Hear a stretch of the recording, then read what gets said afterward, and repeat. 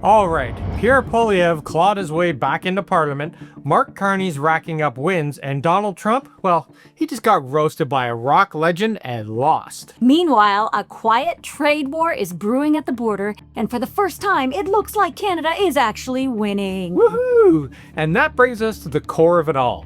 Division versus delivery, denial versus diplomacy, and a Canada finding its footing while the US navigates its own internal turmoil. Pour that coffee strong, everyone, or better yet, make it a double-double, because this week, the chaos comes in extra large.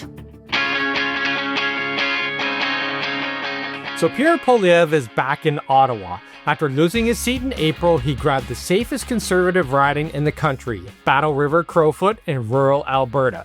This is a place where the blue vote is so locked in, you could run a fence post with a campaign sign and it would still win in a landslide. Hey, but it's important to understand why. Battle River Crowfoot spans a large swath of east central Alberta, Camrose, Drumheller, and the surrounding rural counties.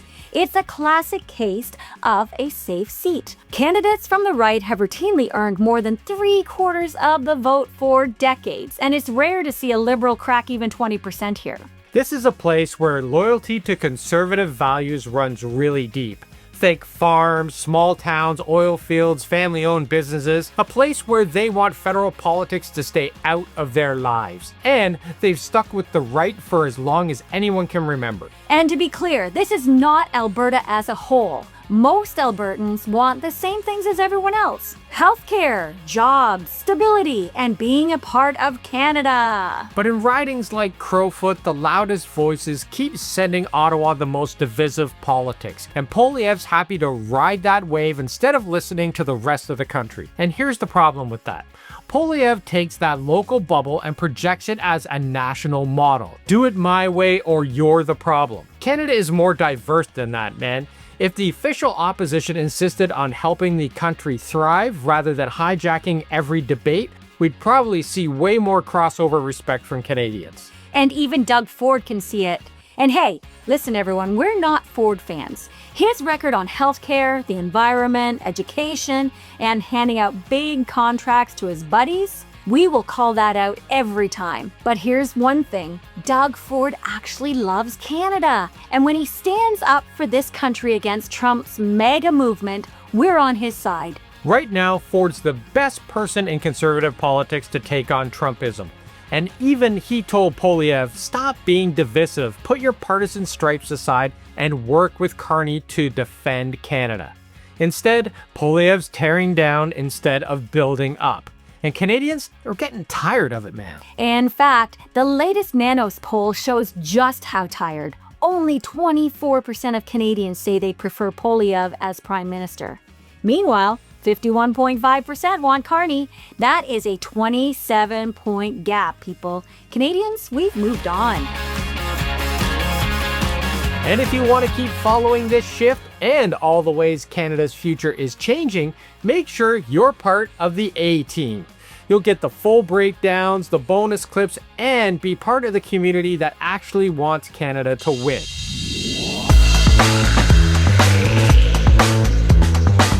And while Poilievre's stirring up division, the rest of Canada has already moved on. Moving on in a big way, Deb, because Canada is importing less from the US than ever before. Because for the first time ever, Canada imported more vehicles from Mexico than from the United States. So think about that. Detroit used to have a stranglehold on our car market. Now, Mexico is beating them at their own game. It's a quiet revolution. While Trump slaps tariffs on anything that moves, Canada is quietly diversifying. We've boosted imports from Mexico, Europe, South America, and Asia. Our economy is literally rewriting itself away from US dependency. Carney's basically saying, if Trump wants to wall himself in, fine. We will build bridges everywhere else. And here at home, Canadian steel makers are teaming up with Sweden to make ballistic steel domestically for the first time. That's Canadian jobs, Canadian industry, and Canadian independence. But it's not just steel. Canada is deepening ties with all 5 Nordic countries: Sweden, Finland, Norway, Denmark, and Iceland. Call it a Northern Alliance, call it common sense. It's trade, defense, and Arctic cooperation all rolled into one. And think about it. We're working with Finland and Denmark on Arctic shipping and shipbuilding. We partnered with Sweden on defense, and we're even looking at Saab's Gripen fighter jets as an alternative to America's F-35s. That is huge. It means that our Air Force doesn't have to be chained to Washington's supply chain or those political mood swings. And the timing couldn't be clearer. Trump slaps tariffs on Canada, threatens our sovereignty, and rolls out the red carpet for Putin. Well, fine. We'll partner with countries who actually know what it means to defend their territory. The Nordics, they live next door to Russia. They don't need a lecture on security. They've been living it for decades. So when people say Canada's just a follower or just America's little brother, not anymore. Carney's building partnerships that put us in control of our own future.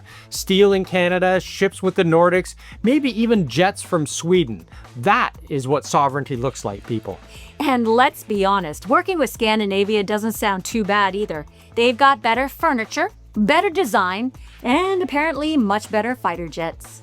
And it all ties back to Carney's strategy, right? Diversify everywhere, trade, defense, industry, so Canada can't be held hostage by Trump's tantrums. For the first time in decades, we're building a Canada that isn't just surviving next to the US, but we're actually thriving beyond it. And the Nordics aren't the only ones. Canada signed a $6 billion alliance with Australia to build a radar-based missile detection system in the Arctic. Think about it. Canberra and Ottawa working together to defend the North while Washington keeps screaming about tariffs. And no, we don't need Trump's so-called Golden Dome, a dome designed less to protect allies and more to keep them in line. Yeah, it's kind of like one of those tacky snow globes, right? It only works if you're trapped inside. Canada is proving that we can build our own shield with actual partners. Because Trump's dome, that's not defense, that's control. You don't join the Golden Dome, you get grounded in it. And Canada's better off making friends who bring radar, not ultimatums. And speaking of dodging obedience, Canadians are voting with their wallets too. U.S. imports into Canada are lower than they've ever been. Meanwhile, our imports from Mexico, Europe, South America, and Asia are climbing. Congratulations, the boycott is working. Here's the big shift though. Canada just announced it's lifting retaliatory tariffs on US goods that qualify under CUSMA. And this is the part where the outrage baiters are going to lose their minds. Before you scream, surrender into your phone, let's talk about what's really happening here. Of course, Pierre Poilievre was first in line, saying that Carney suddenly doesn't have any elbows. And what's his Nobel Prize-winning economic plan to fix this? Well, it's to march into the Oval Office, puff out his chest, and say, "I'll drop mine if you drop yours." That playground logic only works if you think Trump is actually negotiating trade. Spoiler alert, he's not. He's just trying to pay America's credit card bill. The US is going $1 trillion deeper into debt every 100 days, and tariffs are his national garage sale to raise cash. And that's why Carney's playing a different game. He used a hockey analogy today that I thought was really great. He said, there's a time to go hard in the corners, elbows up. There's a time that you drop the gloves in the first period and send a message. And Canada's already done that. And he added, there's also a time to get control of the puck, to stick handle, to pass, and put it in the net. And we're at that stage now. In other words, we're actually trying to win the game. Lifting some tariffs isn't a penalty, it's a line change. It's about getting into position for the real fight, which is the CUSMA renegotiation. That's the long game. So while Pierre Poilievre is shadowboxing in the press box, Carney is actually on the ice, setting up the power play. One's performing for the cameras, the other's trying to put the puck in the net. And speaking of plays, let's talk orange juice for a second.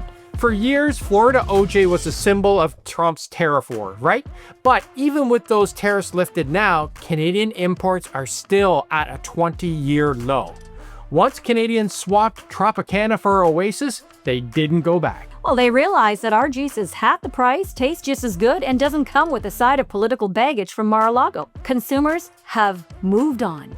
The boycott won. Woohoo! Nothing screams Florida quite like orange juice, and nothing screams protest quite like boycotting the home state of the guy trying to annex Canada. Oh, the irony. Americans think they're squeezing us, but it turns out Canadians are just squeezing back. And it's not just the oranges. American bourbon? Down. California wine? Down. Florida fruit and produce? Down. We're buying from France, Italy, Chile, and Mexico instead. And guess what? We're not suffering. We're saving our money and our dignity. And Trump's takeaway from all this is not trade or policy or supply chains, not even the tariffs. Nope. His big headline was, "I like him. He's nice." Like he's reviewing a Tinder date, not negotiating billions in cross-border trade. Yeah, while Carney's talking tariffs, Trump's talking feelings. Canada's Prime Minister is running a playbook, and Trump, he's just running his mouth. And here's where it really hurts. Canadians aren't just shopping somewhere else, we've stopped showing up altogether. Yep. Back in January, cross-border travel dipped a little bit, about 2% by air. No big deal, right? But then the snowball started rolling. Yeah, and by February, Canadian air travel to the US was down 40%, auto trips down 23%. Then in March, bookings completely collapsed, down over 70%. So people weren't just hesitating, they were canceling. And the bottom kept falling out. April, May, June, July, still sliding. 7 months straight of decline, from a 2% dip in January to 35% crash by July. All roads and runways lead to the same destination. We're not coming anymore. And it's showing. Florida condos are sitting empty, Vegas hotels are hurting. In fact, Vegas Mayor Shelley Berkeley told reporters that Canadian tourism turned from a faucet to a drip. And also, Disney's bookings are down 35%. So to anyone saying, "We don't need you, Canada," well, enjoy your empty theme parks, your flooded condo market, and your bourbon nobody's buying. Because honestly, why would anyone vacation in a country with an alligator Alcatraz? It's not a holiday, that's a horror show. So while Canadians are busy boycotting bourbon, the Trump administration is busy boycotting justice. They slapped sanctions on one of our own, a Canadian judge, Kimberly Prost, for the crime of, wait for it, upholding international law. Yep, the ICC authorized an investigation into war crimes committed in Afghanistan. That includes the Taliban, Afghan security forces, and yes, US military and CIA personnel going back to 2003. She was part of a unanimous ICC appeals chamber. The court said, if you commit atrocities, torture, unlawful killings, abuses, you don't get a free pass just because you're powerful. And that's exactly why Trump sanctioned her, because he doesn't want anyone in his circle held accountable under international law. He's turning US foreign policy into a shield for war criminals. And here's why it matters to Canada. If a Canadian judge can be sanctioned for doing her job, then no Canadian is safe from political retribution. Trump wants to make the rules optional for him and his buddies, but Carney's government has already said Canada stands with the ICC, Canada stands with international law, because if the rules don't apply to the strong, then the rules don't protect anyone. And here's another thing. We shouldn't take 20 years to act anyway. The ICC ruled on Afghanistan after decades.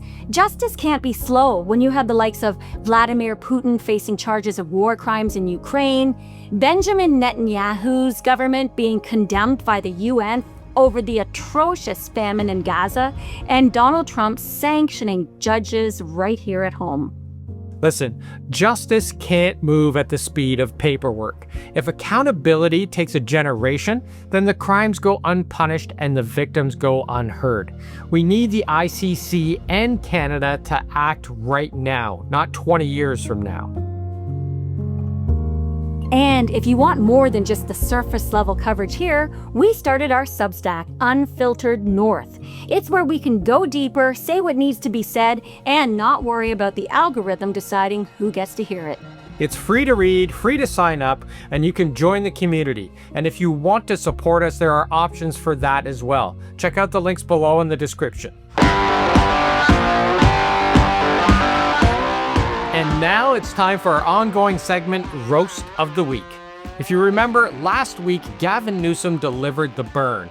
South Park, while they continue to slaughter the Trump administration, and this week's Golden Pitchfork Award goes to rock legend Jack White, who the Trump team brilliantly decided to call a washed-up has-been loser. Right, the guy who wrote Seven Nation Army, basically the Planet's stadium anthem. Calling him washed up is like calling the Beatles a garage band. So the crime that set them off? Jack saw Trump's Oval Office redesign and called it a vulgar professional wrestler's dressing room. I mean, he's not wrong. It looks like a cage match is about to break out at any point. And after Stephen Chung came out and called him a washed-up has-been, oh man, he didn't even flinch. He just went right on Instagram and called Trump a con man and a lowlife masquerading as a human being. Touché. And that's why he gets the award. Jack White plugs in and plays the truth at full volume. That's not washed up, that's fearless. So congratulations, Jack. You get the Golden Pitchfork Award. At the end of the day, politics isn't about division, decor, or Donald Trump's latest tantrum. It's about whether Canada is stronger, safer, and more united than it was yesterday. And this week, the story is clear. Canadians are moving on away from Trump's America and away from Poilievre's division towards new alliances, new independence, and a government that actually builds instead of breaks. We deserve leaders who make Canada succeed, not just survive or divide. And that's where the real fight is now. And if you're still worried about who's washed up, don't look at Jack White, look at Pierre Poilievre. So, what do you think? Was Carney's hockey play the right move, or should Canada keep the gloves up with Trump? Let us know in the comments. And hey, if you're new here, hit that subscribe button and ring that bell, because every week we're breaking down Canada's fight to keep its sovereignty. And if you haven't seen it yet, check out our video on tariffs, traitors, and totalitarian vibes. It dives even deeper into how Trump's tariffs and annexation talk are reshaping Canada's future. Well, and it roasts Trumps along the way. See you next time. Ciao.